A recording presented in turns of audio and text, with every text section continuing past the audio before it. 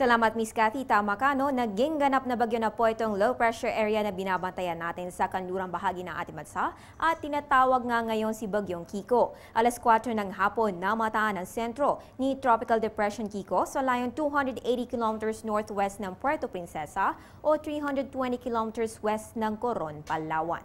Taglay po nito ngayon ang lakas ng hangin na 55 kilometers per hour malapit sa gitna at patuloy na kumikilos pa west-northwest sa bilis na 15 kilometro kada oras. Ayon kay Pag-asa weather forecaster Jory Lois, na pag-iibayo nito ang southwest monsoon pero ang good news ay wala naman itong direktang epekto sa ating bansa. Posible rin anya itong lumakas pa pero ang good news dyan ay lalabas na ito ng ating area of responsibility bukas. Itong si Kiko ang ika-11 bagyo ngayong taon at ang una ngayong buwan. Ayon po sa Pag-asa, tuwing Agosto, meron tayong inaasahan 3 hanggang 4 na bagyo.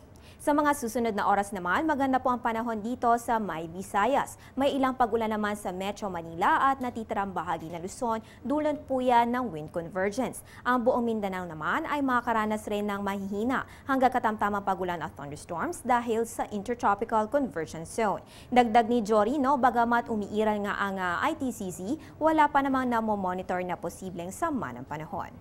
Samantala noong nakaraang taon, sa mga araw ng linggo na ito ay naranasan natin ang hagupit ng habagat. Posible kayang maulit ang ganitong senaryo sa ating panahon? Inalang po natin yan kay Pag-asa weather forecaster Connie Dadivas.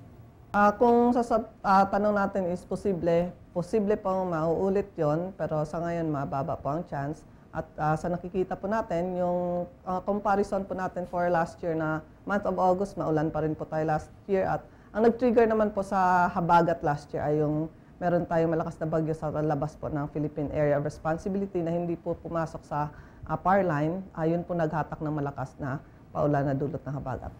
So again, posible anya na makaranas tayo uli ng malalakas na pag-ulan. Kaya ugaliin na ang pagmomonitor sa ating panahon at maging handa sa kahit anong senaryo na dulot ng ating weather conditions. Magbabalik ang ating ulat panahon makalipas ang isang paalala.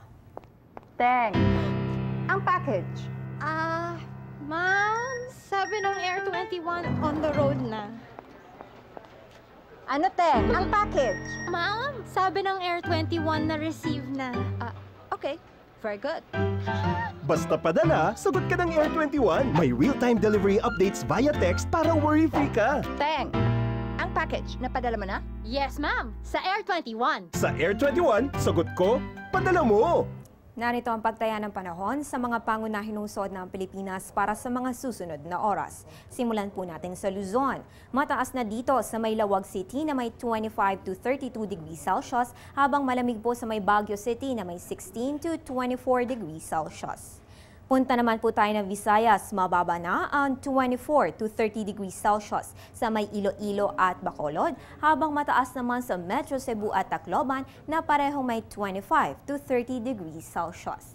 At sa Mindanao, mababa na po dito sa may Zamboanga na may 24 to 29 degrees Celsius at mataas naman sa Metro Davao na may 25 to 31 degrees Celsius.